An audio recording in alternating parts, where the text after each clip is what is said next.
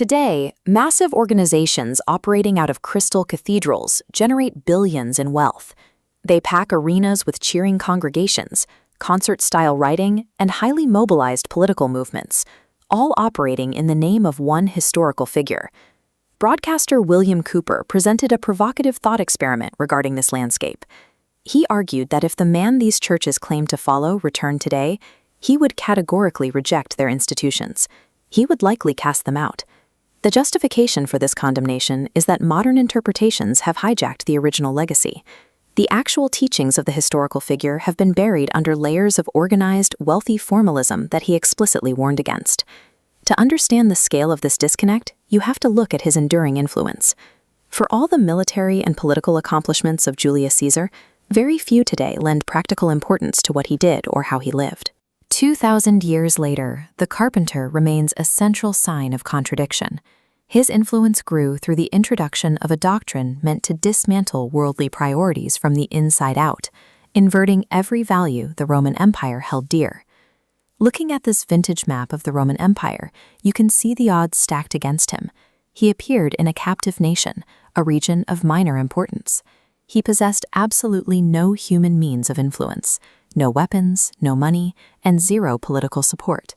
He actively avoided the learned politicians and warriors. Instead, he spent his brief public life entirely among the rejected of society, peasants, fishermen, and prostitutes. He introduced a conceptual framework, the kingdom of the world versus the kingdom of God. The world prioritizes dominance and wealth as markers of success. God's kingdom operates on the unseen, viewing physical life solely as a temporary preparation for a permanent home. These two kingdoms exist in a state of relentless warfare, a constant battle between spiritual forces and material desires, continuing until one is utterly defeated. The Sermon on the Mount serves as a manifesto for this new order. Spoken directly to the masses on a hillside in Galilee, it bypasses the religious elite to demand a total reversal of human logic. The primary technique is radical inversion. He takes up a world deems good, wealth, dominion, and labels it an evil. The logic of revenge is replaced by turning the cheek.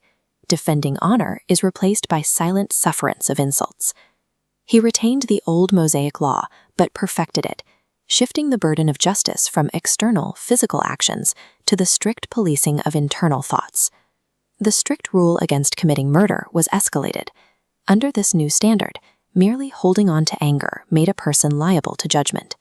The law against adultery was similarly tightened. The physical act was no longer the threshold.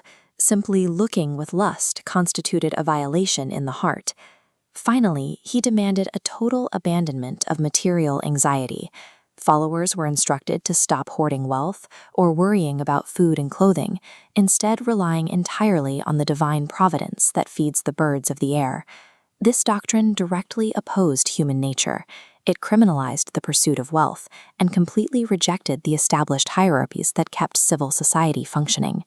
By openly denouncing the hypocrisy of the ruling classes and attacking their empty religious formalism, he made himself an immediate existential threat to the political and religious establishment in Jerusalem.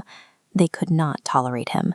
He was arrested through treachery, tried on religious and political charges, and executed by the state to protect their power and maintain order. The leaders assumed his world-rejecting institution would die in agony on the cross alongside him. Instead, it survived 3 centuries of slaughter, rose up, and gathered the entire known world into its arms. Today, men like Augustus Caesar belong irrevocably to the past. No one renounces their possessions or gives up their life out of love for Augustus. Yet after 2,000 years, Jesus remains a living, active sign of contradiction. But the paradox continues.